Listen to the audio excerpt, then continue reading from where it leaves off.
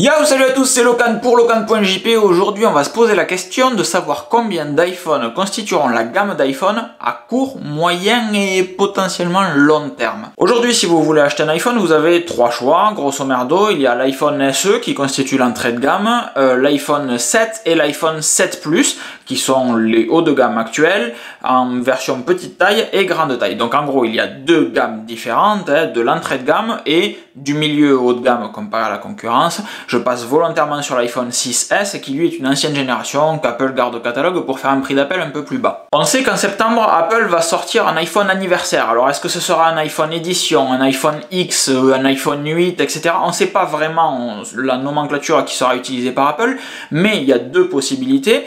Est-ce que Apple va sortir cet iPhone en tant qu'iPhone anniversaire, plus vraisemblablement un iPhone X? Est-ce que du coup ça serait pour les 10 ans, l'iPhone X, Apple, voici tout ce qu'on sait faire de mieux, on vous a présenté l'iPhone X, il a un tarif un peu plus élevé, c'est ce qu'on appelle une édition spéciale chez Apple, ils l'ont déjà fait par le passé, pour les 10 ans du Mac par exemple, etc. On fait une édition spéciale qui est tarifée un petit peu plus cher et qui représente tout ce qu'Apple sait faire de mieux, ou Apple constitue tout simplement une nouvelle gamme d'iPhone avec un iPhone SE, un iPhone et un iPhone édition, et l'iPhone édition reste au catalogue toutes les années suivantes, chaque année est mise à jour avec chaque année ce qu'Apple sait faire de mieux. Ça constituerait tout simplement le haut de gamme de l'iPhone pour les personnes qui sont prêtes à payer plus cher pour avoir le fleuron technologique de ce que sait faire l'industrie du téléphone mobile par l'intermédiaire d'Apple. Pourquoi pas, les deux possibilités sont totalement réalisables. Le souci, c'est que dans le premier scénario, le scénario où Apple propose un iPhone édition en tant qu'anniversaire, un iPhone X en réalité, et bien l'année prochaine, ils sont obligés de faire pareil. Ils peuvent pas sortir cette année, par exemple, un iPhone X avec un iPhone 7S et un 7S Plus, et l'an prochain sortir un iPhone 8 qui serait moins bien que l'iPhone X de cette année. Ils sont obligés l'année prochaine de faire mieux. Du coup, qu'est-ce qui se passe pour l'iPhone de l'année prochaine? Il sera obligé de prendre le même form factor, que l'écran remplisse l'intégralité de la façade de l'iPhone. Mais est-ce que du coup Apple va garder deux tailles de téléphone? On sait qu'ils sont en train de faire des tests sur des téléphones de 6 pouces, 6 pouces 2, 6 pouces 4 même, donc des très grands téléphones. Est-ce que Apple garderait ce type de format et du coup continuerait avec un iPhone 8, un iPhone 8 Plus au format de l'iPhone X qui remplit toute la dalle de l'écran?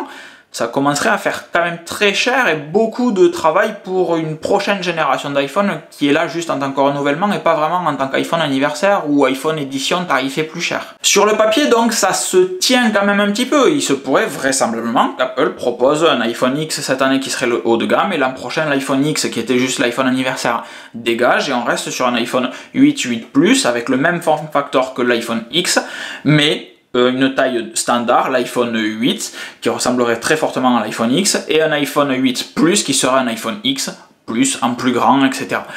Ça se tient sans aucun problème, ça peut réellement se produire comme ça, mais si Apple nomme l'iPhone X iPhone Edition, eh bien ça changerait tout, parce que ça serait une gamme comme l'Apple Watch, et non plus une gamme anniversaire, une gamme d'édition spéciale. Parce que pour l'instant, l'iPhone, c'est une gamme totalement à part. Si vous regardez les produits vendus par Apple, c'est scindé en deux. Il y a d'un côté la partie mobile, la division mobile avec l'Apple Watch et l'iPhone, et de l'autre côté la partie ordinateur, entre guillemets, avec les Mac et les iPads. Les iPads ont été mis à jour il n'y a pas longtemps pour s'inspirer de la nomenclature des Mac, à savoir iPad, iPad Pro, grand public Pro.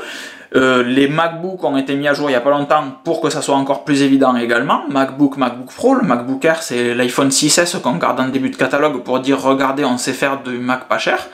iMac, iMac Pro qui sortira fin décembre, etc. Et au-delà de tout ça, le Mac Pro qui sera le fleuron de la technologie vraiment pour les gros consommateurs de puissance. Mais sinon la gamme desktop, la gamme ordinateur, elle est réellement iMac, iMac Pro, MacBook, MacBook Pro, iPad, iPad Pro. Et de l'autre côté, on a la gamme mobile avec l'Apple Watch pour le moment qui est une nouvelle gamme à elle toute seule, qui est l'Apple Watch Sport, l'Apple Watch Edition. Et au milieu, on a l'iPhone tout seul, qui pour le moment n'a pas sa gamme à lui. On a l'iPhone SE, l'iPhone tout court et l'iPhone Plus, mais ça s'arrête là. Et si Apple nommait l'iPhone anniversaire, l'iPhone édition, ça leur servirait de levier pour présenter un modèle plus haut de gamme en se servant des 10 ans comme prétexte et d'avoir une gamme qui serait cohérente avec la gamme mobile de l'Apple Watch, à savoir l'iPhone SE qui serait l'entrée de gamme, l'iPhone tout court et l'iPhone Edition qui serait du haut de gamme, qualitativement bien meilleur, technologiquement bien meilleur également. On a donc deux scénarios à partir de maintenant et j'estime les chances à 60-40 à peu près. Il n'y a pas vraiment de côté tranché pour dire l'iPhone Edition sera totalement à la gamme ou ça sera un iPhone X qui apparaîtra juste one shot comme ça et la gamme restera ce qu'elle est actuellement. Ça me ferait plaisir et j'ai tendance à dire que la gamme avec d'une édition serait plus logique parce que tous les noms ont été changés. On est un petit peu comme au début des années 2000 quand Jobs est revenu chez Apple. Ils sont en train de tout renommer pour redonner de la cohérence aux gammes parce que ça partait un petit peu dans tous les sens. Donc j'ai envie de penser que cette volonté de renommer toutes les gammes, elle est cohérente avec le fait que l'iPhone va être renommé et que la gamme d'iPhone va être renommée également grâce à l'événement de septembre qui va arriver avec les nouveaux iPhone 8.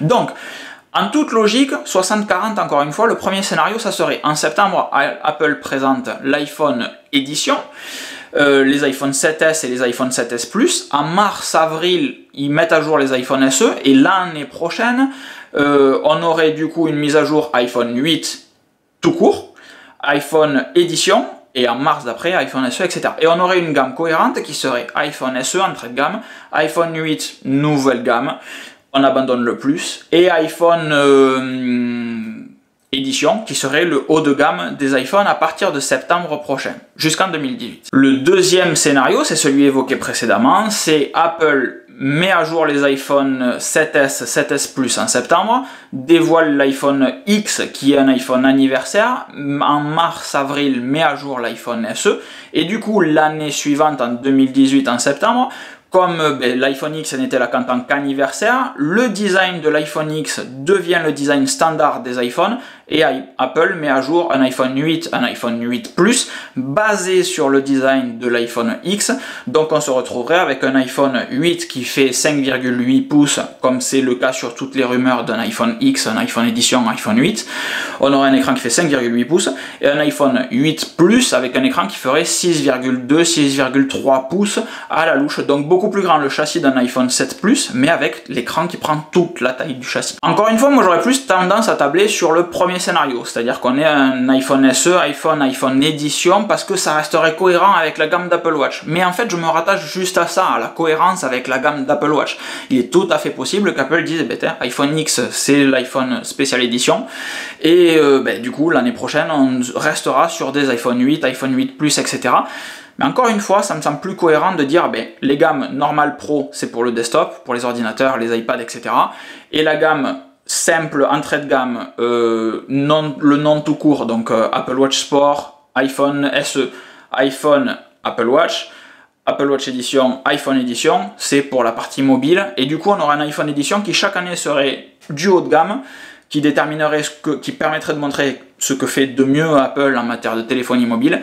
Et ça serait quand même assez cohérent, assez pas mal. Je vous laisse me dire dans les commentaires en dessous de cette vidéo sur locan.jp. Alors si vous êtes sur YouTube, comme d'habitude, en plus que ce soit mal, c'est pas bien, cliquez sur le lien en description. Si vous êtes déjà sur locan.jp, c'est très bien, je suis très fier de vous. Laissez-moi dans les commentaires vos impressions, de ce que vous pensez de toute cette vidéo, de ce que... voilà. Qu'est-ce que vous en pensez? Est-ce que pour vous l'iPhone sera un iPhone Edition? Est-ce que ça sera un iPhone X?